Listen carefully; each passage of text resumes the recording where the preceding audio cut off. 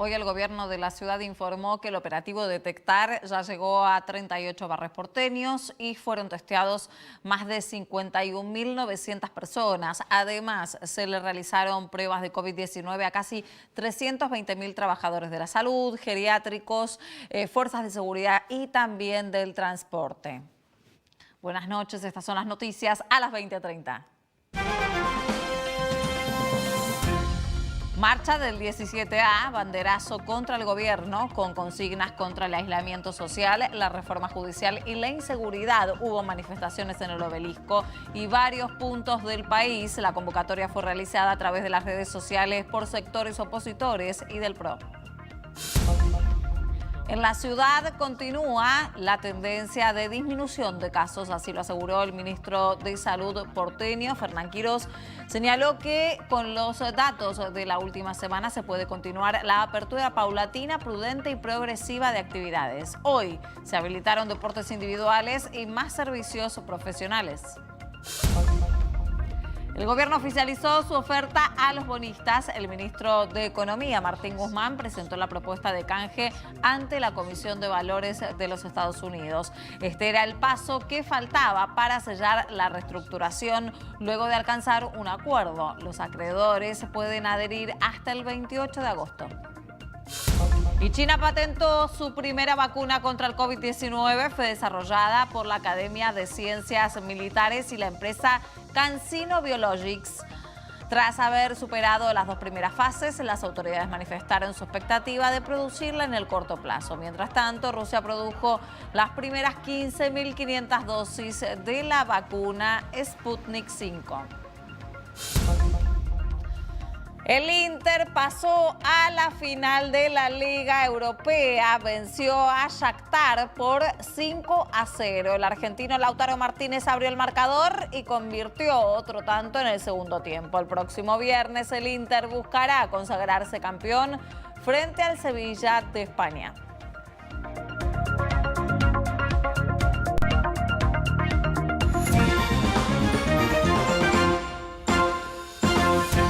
Se realizó una nueva movilización contra el gobierno nacional. La convocatoria fue impulsada a través de las redes sociales y el punto central de la protesta fue el Obelisco.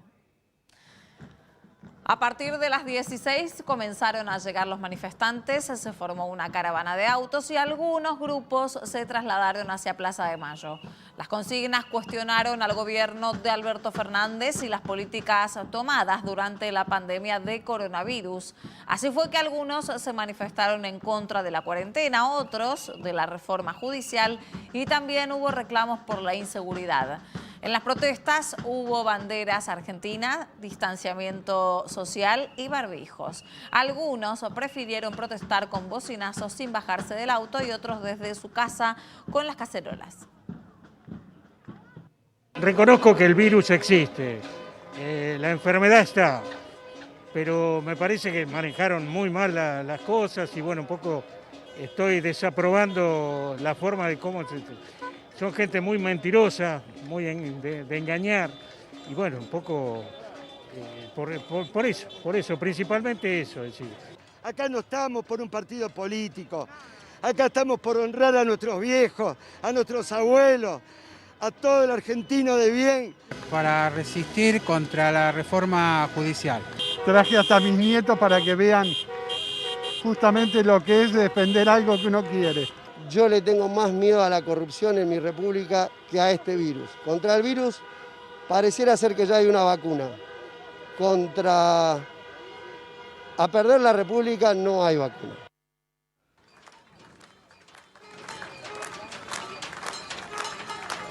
Y la protesta se replicó en barrios de la ciudad y otras localidades de todo el país. En la ciudad hubo cacerolazos en edificios y concentraciones en algunas esquinas emblemáticas, como también frente a la casa de Cristina Kirchner en Recoleta. En tanto, algunas ciudades de la provincia de Buenos Aires, como Quilmes, San Martín, Mar del Plata, Bahía Blanca y La Plata, también replicaron la manifestación. Hubo protestas frente a la residencia presidencial de Olivos y además en el resto del país hubo grandes concentraciones en ciudades como Córdoba, Mendoza, Santa Fe Capital y Rosario, entre otras. La marcha contó con una aprobación dispar entre la oposición, incluso dentro de Juntos por el Cambio. El jefe de gobierno porteño, Horacio Rodríguez Larreta, había adelantado que no iba a participar y había pedido que la protesta se realice con responsabilidad para evitar contagios. Entre los que sí participaron estuvieron la presidenta del PRO, Patricia Bullrich. La exministra concurrió en auto y solo bajó para grabar algunos videos para sus redes sociales en los que criticó las medidas de cuarentena que siguen afectando a los trabajadores y la reforma judicial. Por su parte, el referente radical, Luis Brandoni, también grabó un video en la manifestación junto al ex titular del Sistema de Medios Públicos, Hernán Lombardi. El jefe de gabinete, Santiago Cafiero, en una entrevista le pidió perdón a los médicos por no poder evitar la protesta.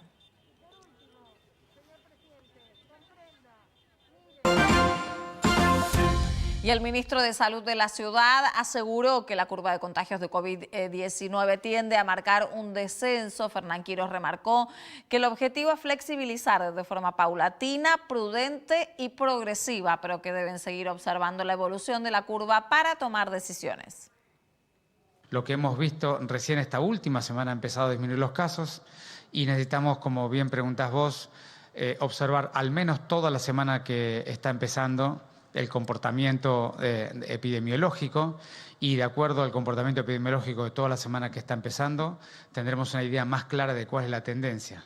Y de acuerdo a esa tendencia, como siempre hacemos, mostraremos transparentemente la información a la ciudadanía y le propondremos a la ciudadanía lo que creemos que es mejor. Por su parte, el ministro de Salud de la Nación también señaló que los datos de los últimos días muestran un aplanamiento de la curva de contagios. Ginés González García remarcó que esto se refleja en la disponibilidad de camas y destacó que hay entidades que registran menor ocupación que hace un año.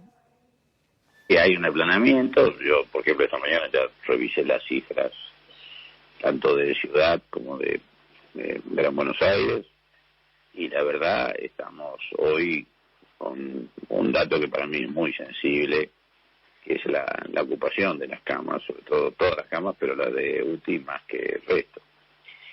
Y en verdad estamos con una ocupación más desahogada, digamos, que en las semanas pasadas, y eso es una buena noticia. Y respecto a la situación en la provincia de Buenos Aires, el jefe de asesores del Ministerio de Salud advirtió sobre el aumento en la ocupación de camas de terapia intensiva. Enio García explicó que hasta ahora la capacidad se mantiene estable porque habilitaron nuevas camas y muchos profesionales de otras especialidades se reconvirtieron para poder atender en el sector de cuidados intensivos. Pero aseguró que si no disminuyen los casos, a fin de mes se podría llegar al 90% de ocupación de camas. Como pusimos velocidad de crucero, no seguimos con el pie en el acelerador, pero estamos a 180 por hora. Entonces, bueno, ahí hay que tomar mucho cuidado porque las terapias se siguen llenando. La otra proyección, que es la que viene empalmando con la curva real, nos indica que para el fin del mes podríamos llegar a ese 90%. Se registró otro descenso de contagios de coronavirus en nuestro país, con unos 4.500 nuevos casos confirmados. Argentina llega ahora casi a los 300.000 casos totales. La cantidad de muertes que se informaron en el día de hoy corresponden a una cantidad de 101 fallecimientos y un total de 5.814 en todo el país. Los casos confirmados sobre coronavirus en el día de hoy, 4.557, con un total de 299.126. Hay pacientes recuperados que suman 217.850. ¿Qué sucedió en el área metropolitana? La ciudad confirmó en el registro del día de hoy 710 pacientes de coronavirus y en la provincia de Buenos Aires 2.521.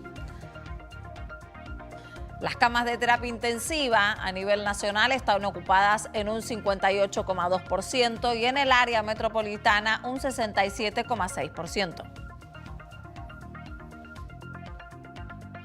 Y mientras tanto, en la ciudad de Buenos Aires hay preocupación por el incumplimiento de la distancia social en bares y en restaurantes. Durante el fin de semana se vieron locales de gastronomía colmados de gente. Luego de que las autoridades apelaran a la responsabilidad individual, se replicaron estas imágenes por las redes sociales. Personas esperando retirar pedidos en comercios de gastronomía sin respetar la distancia y en algunos casos, sin barbijo. Además, se denunció que algunos comercios violaron las autorizaciones vigentes al colocar mesas afuera de los locales y sin cumplir el protocolo sanitario dispuesto por el gobierno de la ciudad. Y desde hoy la ciudad habilitó las salidas para hacer ejercicio físico cualquier día de la semana sin depender de la terminación del número de documento de identidad. Pero también se autorizaron varios deportes individuales al aire libre. Ya no importa que el número de DNI termine en número par o impar.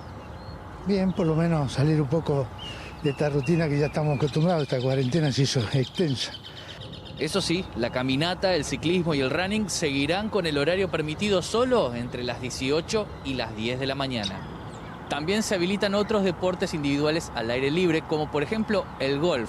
En este caso, con horario reducido de 8 a 14 y con 3 jugadores en lugar de 4 por cada línea. Y por supuesto, con reserva anticipada. En el caso de los clubes donde se practican estos deportes, no se podrá hacer uso de espacios comunes, confiterías ni vestuarios. Pero en la vía pública se siente el alivio. Placer, la verdad que nada, estamos contentas. Aparte de paso, uno puede sociabilizar un poco con todas las medidas que hay que tomar, ¿no? El distanciamiento y el límite de 2 personas juntas para salir a correr se mantiene. Entre los deportes individuales autorizados en la ciudad están el skate, ciclismo federado, BMX, patín carrera y patinaje artístico. También se autorizó la prueba del automovilismo, el karting, pelota, paleta, vela, remo, encuestres, kayak, tenis, pádel, atletismo, golf y tiro con arco. Todos deben practicarse en clubes e instituciones privadas sin uso de espacios comunes, ni confiterías tampoco, ni siquiera los vestuarios. Y también se autorizó y se amplió la autorización para las actividades profesionales con atención en oficinas y una vez por semana. A los estudios contables y de abogados se suman 21 profesiones habilitadas. Se autoriza la actividad de arquitectos, diseñadores industriales, gráficos de indumentaria y de imagen y sonido. También actuarios y licenciados en economía, administración de empresas, marketing, sistemas y recursos humanos. También se autoriza el trabajo de agrimensores y licenciados en política y también aquellos licenciados en sociología. Ingenieros químicos, industriales, mecánicos, navales, civiles y agrónomos. En el regimiento de granaderos, el presidente Alberto Fernández encabezó el acto oficial para recordar al general José de San Martín a 170 años de su muerte. En su discurso aseguró que se gana orgullo nacional cuando se les exige a los acreedores un acuerdo justo y cuando el país participa de la construcción de una vacuna contra el coronavirus. Resaltó la importancia del diálogo para reconstruir el futuro y afirmó que hay necedad en algunos sectores. Además, destacó el ejemplo de San Martín y pidió que no haya intolerancia. San Martín fue víctima de la intolerancia, fue víctima de la descalificación Y en ese espejo de incomprensión y de pequeñeces debemos mirarnos, para no ser igual, para no hacer lo mismo. El canciller Felipe Solá participó de la reunión de ministros de la Cumbre de Estados Latinoamericanos y el Caribe, la CELAC, en la que se brindaron detalles sobre la vacuna contra el COVID-19 que va a producir Argentina y México en convenio con la Universidad de Oxford y la empresa AstraZeneca. Solá aseguró que es motivo de orgullo para la región y destacó el trabajo conjunto entre los gobiernos y la comunidad científica de ambos países. La venta de juguetes por el Día del Niño aumentó un 1,3% en comparación con el año pasado, según informó la Cámara Nacional que agrupa a los fabricantes. En cambio, la Confederación Argentina de la Mediana Empresa, que toma los datos del comercio minorista, comunicó que las ventas se redujeron en un 20,5% interanual y que en el Día del Niño apenas alcanzaron los niveles del 2019. La CAME atribuyó la disminución a la crisis económica y a la competencia de los hipermercados. La fiscal de homicidios de Neuquén, Sandra Ruixo, ordenó estudios clínicos y toxicológicos para determinar si la muerte de un niño de 5 años en esa provincia fue por el consumo de dióxido de cloro. Según la autopsia, el fallecimiento fue por una falla multiorgánica, pero no se pudo determinar la causa. En tanto, el hisopado al menor dio negativo, por lo que se descartó que tuviera coronavirus. El niño murió el día sábado y los padres le habían dado de beber esa sustancia al detectarle síntomas gripales. La justicia realizará la autopsia y el ADN al cuerpo hallado en Villarino Viejo para determinar si se trata de Facundo Astudillo Castro. Para la familia es probable que el cadáver sea del joven y denuncian que el cuerpo fue plantado por la policía.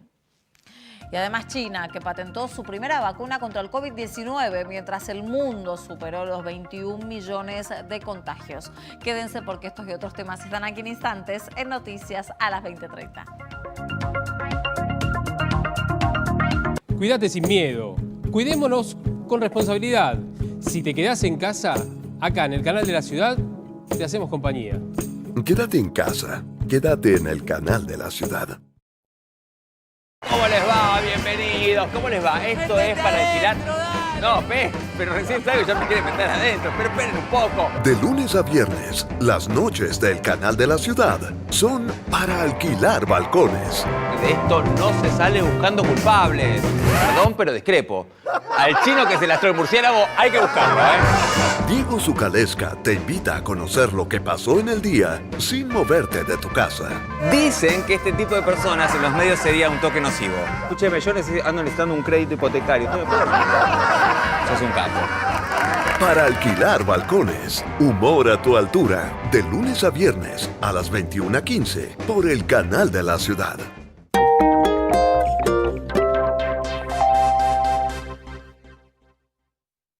Desinfectá frecuentemente las superficies de contacto. Cuidarte es cuidarnos. Para más información, chatea con la ciudad al 11 50 500 147. Vamos, Buenos Aires.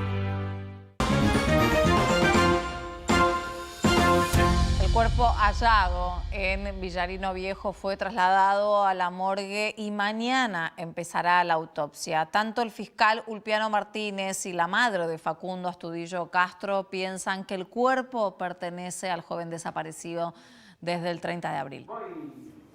Aunque el cuerpo está esqueletizado y es irreconocible, la madre identificó en el lugar una zapatilla que sería de Facundo. El ADN tardará entre 1 o 2 semanas y confirmará si pertenece a la víctima. Hasta ahora, la Fiscalía Federal investiga con dos hipótesis: la desaparición forzada a manos de la policía bonaerense y un accidente que el joven pudo tener mientras caminaba por las vías del ferrocarril para evitar los controles por la pandemia. El abogado de la familia, Leandro Aparicio, apuntó a la policía bonaerense y aseguró que el cuerpo que encontraron fue plantado. Fue plantado, es un esqueleto descarnado, puesto boca abajo. Hay huellas de camioneta que tienen que ser 4x4, que lo han dejado ahí hace 3 o 4 o 5 días. Más allá de la zapatilla, que es un símbolo, es un detalle de que esa zapatilla está puesta 30 metros más arriba, intacta. Y esto es lo que se hace en estos casos. Se aplica un protocolo de encubrimiento hasta donde se pueden cubrir. Cuando ya no se pueden cubrir, se planta el cuerpo. Ayer el gobernador de la provincia de Buenos Aires, Axel Kicillof, aseguró que no se va a encubrir a nadie y señaló que está a disposición de la familia para que se sepa la verdad. Además, trascendió en las últimas horas que el presidente Alberto Fernández respaldaría una eventual purga en la policía bonaerense si el cuerpo hallado es el de Facundo Astudillo Castro. En tanto, el ministro de Seguridad Provincial, Sergio Berni, desvinculó a la policía y apuntó contra el abogado de la familia luego de que la madre de Facundo pidiera su renuncia.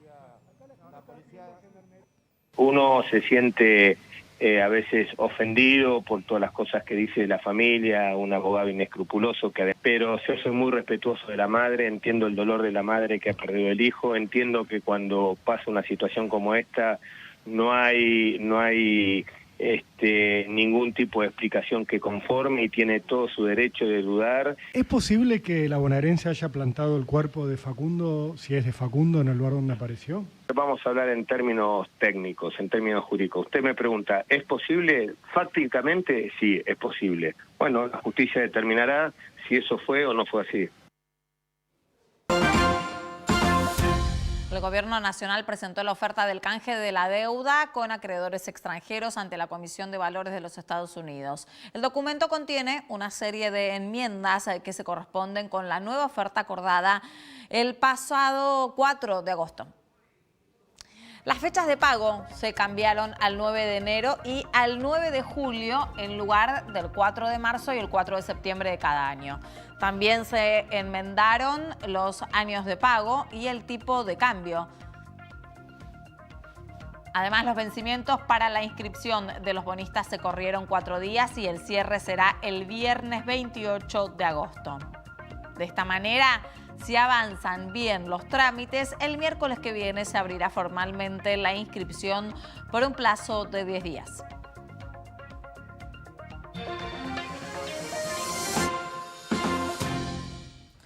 Y China aprobó la primera patente de una vacuna contra el COVID-19. Fue desarrollada por la Academia de Ciencias Militares y la empresa CanSino Biologic.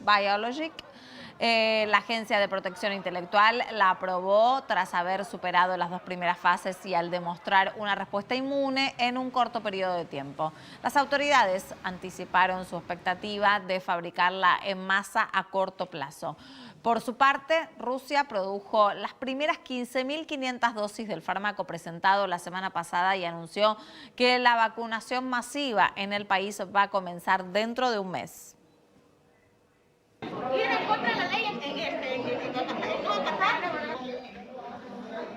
La policía de Perú detuvo a más de 100 personas durante fiestas clandestinas en Lima y Trujillo por violar las restricciones impuestas por la pandemia. El país superó los 10.000 contagios diarios de coronavirus y registra más de 500.000 casos y 26.000 fallecidos. Mientras tanto, Colombia, que se acerca al 500.000 de contagios y superó los 15.000 muertos por COVID-19. Ante las protestas en Bogotá, las autoridades pidieron colaboración para respetar la cuarentena y evitar la propagación del virus. Y Brasil reabrió los principales centros turísticos de Río de Janeiro luego de 5 meses cerrados por la pandemia. Los turistas deberán usar barbijo, respetar la distancia y el protocolo sanitario. El país registra más de 3 millones de contagios y 108.000 muertes por COVID-19. Las autoridades esperan iniciar la recuperación económica luego de que el sector turístico informara que perdió más de 30.000 millones de dólares. O Brasil como todo se envolve agora nesse esforço de reabertura segura, olhando para a saúde das pessoas, evidentemente, em primeiro lugar, mas junto com isso, com a sobrevivência econômica.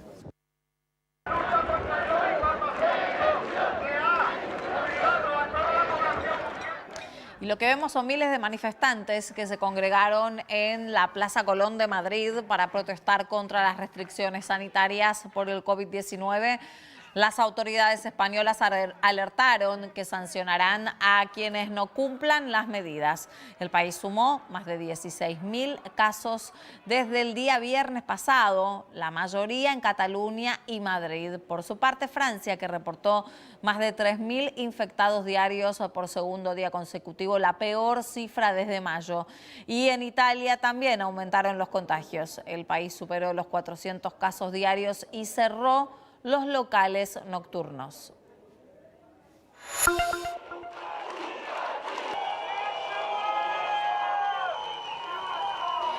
En Bielorrusia se realizó una nueva jornada de huelga con manifestaciones para pedir la renuncia del presidente Alexander Lukashenko, a cargo del Poder Ejecutivo desde 1994. Hace menos de 10 días obtuvo la reelección en medio de denuncias de fraude.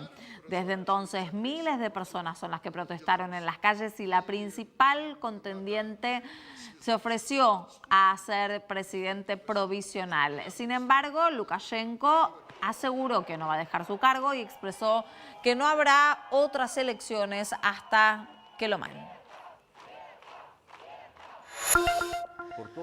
La Casa Real Española informó que el rey emérito Juan Carlos I está en los Emiratos Árabes Unidos. El pasado 3 de agosto el monarca le había comunicado a su hijo, el rey Felipe VI, que dejaría de vivir en España y hubo muchas especulaciones sobre su paradero. El rey emérito dejó el país en medio de denuncias de corrupción y luego de que trascendiera que tenía presuntos negocios ocultos en Suiza.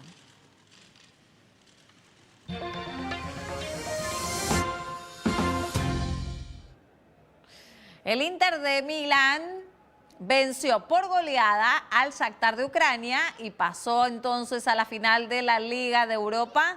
El argentino Lautaro Martínez abrió el marcador con un tanto a los 19 minutos y convirtió otro a los 74. Mientras que el italiano Danilo D'Ambrosio hizo un gol a los 64 minutos y el belga Romelu Lukaku cerró el partido con 2 tantos más. En la final, el Inter enfrentará al Sevilla de España, máximo ganador del torneo, y el próximo viernes en la ciudad alemana de Colonia. Y el Barcelona informó que Quique Setién dejó de ser el entrenador del equipo 3 días después de la eliminación de la Champions al perder 8-2 frente al Bayern Múnich. El club catalán oficializó la decisión en medio de lo que llamó una amplia reestructuración del equipo. Anticipó que el nuevo entrenador será anunciado en los próximos días, mientras algunas versiones hablan o indican que el candidato sería el holandés Ronald Koeman.